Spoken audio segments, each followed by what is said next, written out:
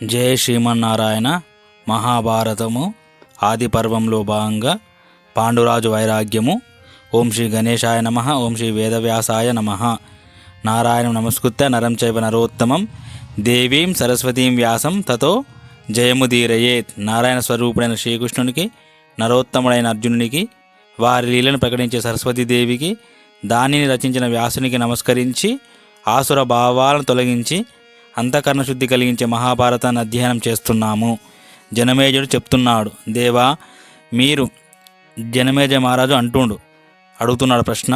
దేవా మీరు ఇంతవరకు ధృతరాష్ట్రుని పుత్రులు, జననము, వారి పేర్లు చెప్పారు. ఇక నేను పాండవుల పుట్టుకను గురించి వినాలనుకుంటున్నాను అని అడుగుతాడు. అప్పుడు వైశంపాయనుడు అంటాడు, జనమేజయ, ఒకసారి పాండురాజు ఒక అడవిలో తిరుగుతున్నాడు. అది క్రూర మృగాలతో నిండి ఉన్న భయంకరమైన అడవి. అలా తిరుగుతూ ఒకచోట ఒక లేడీ ఆడు లేడీతో మైథున క్రియ జరపడం చూస్తాడు. 5 బాణాలు లాగి కొడతాడు. అవి 2 గాయపడతాయి. అప్పుడు ఆ మృగం అంటుంది, రాజా, మనుష్యులలో అత్యంత కాముకుడైనవాడు, క్రోధం కలిగినవాడు, బుద్ధిహీనుడు, పాపి అయినవాడు కూడా ఇలాంటి క్రూర కృత్యం చేయడు. నీవు పాపులైన వారిని, క్రూర కర్మ చేసేవారిని దండించడం ఉచితంగా ఉంటుంది. నా వంటి నిరపరాధిని చంపడం వలన నీకేమి లాభం?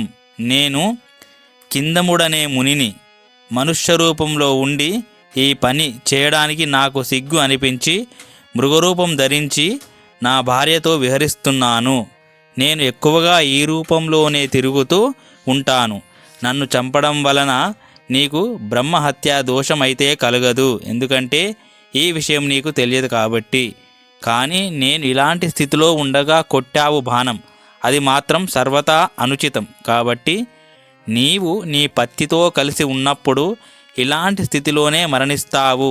ఆమె కూడా నీతో సహగమనం చేస్తుంది అని చెప్పి కిందముడు అనే ముని ప్రాణాలు వదులుతుంది.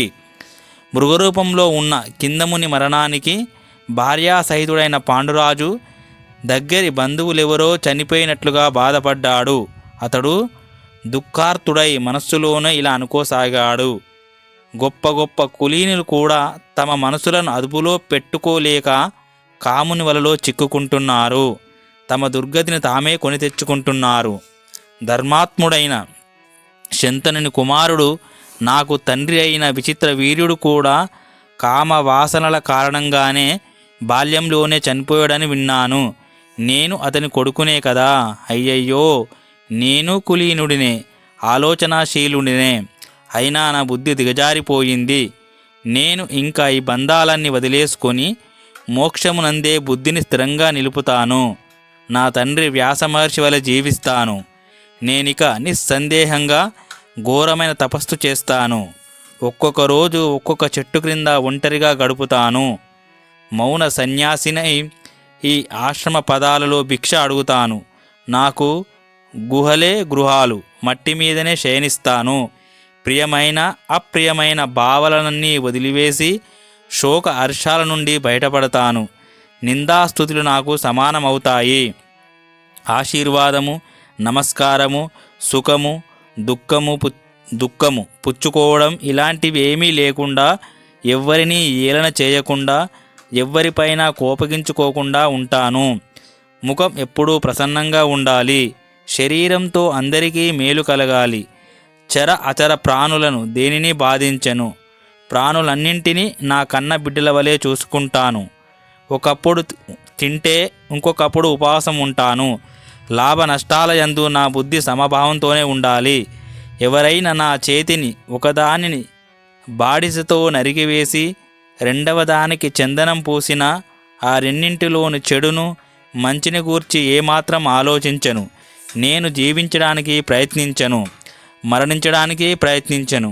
జీవితం మీద ప్రేమ కానీ, మృత్యువుపై ద్వేషం కానీ ఉంచుకోను. మనిషి జీవించి ఉన్నప్పుడు తన మేలు కోసం కోరికతో ఏ పనులు చేస్తాడో అవన్నీ ఇప్పుడు వదిలిపెట్టేస్తాను. ఎందుకంటే అవన్నీ కాలానికి లోబడి ఉంటాయి. కర్మ వలన ప్రాప్తించే అనిత్య ఫలాలను ఎందుకు కోరుకుంటాను? పాపాలన్నింటి నుండి విముక్తి పొందుతాను. మాయా బంధనాలను తెంచివేసుకుంటాను. ప్రకృతికి ప్రాకృత పదార్థాలకు వశుడను కాక బయటపడి వాయువు వలె అంతటా సంచరిస్తాను. మాన అవమానాలకు గురవుతూ తదనుగుణమైన కామ్యకర్మలు చేస్తూ ఉండేవారు కృక్కుల వలె బ్రతుకుతారు.